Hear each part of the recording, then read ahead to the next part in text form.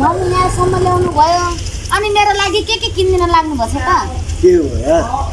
अब अहिले निस्कियो अब गुम्बाभित्र पनि पुरै हेरियो अब जाउँला अब के किन्नु मलाई चाहिँ किन न त म पैसा दिउँला तपाईँले मनदेखि माया गरेको हो कि बाहिर मात्रै हो देखासिकी होइन होइन मेरो घरको बुढी भन्दा पनि तिमीलाई माया गर्छु मैले पनि आफ्नो घरको बुढो त्यागेर आएको छु तपाईँ भनेर भरेखेर तपाईँले पनि स्वीकार्नु भएन घरको बुढोले पनि स्वीकार्नु म त बर्बादै भइहाल्छ होइन होइन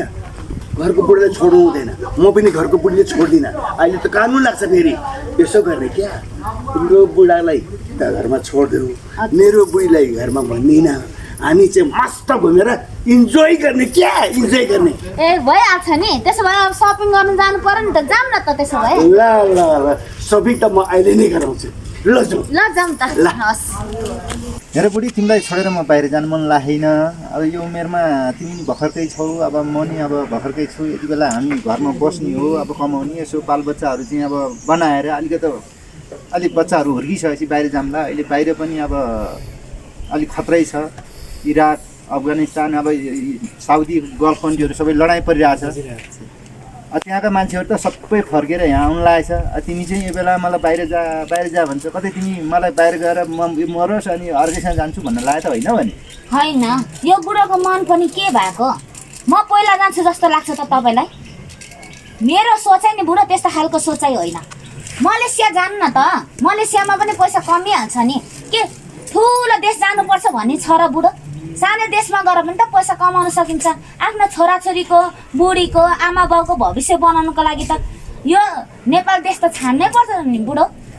बच्चा भनेको म मिसिनु हो र बुढो बच्चा भनेको चाहिँ 2-4 वर्षपछि बनाउँदा भइहाल्छ नि तपाईँ चिन्ता नमानिकन मलेसिया जानु न बरु पैसा कमाएपछि त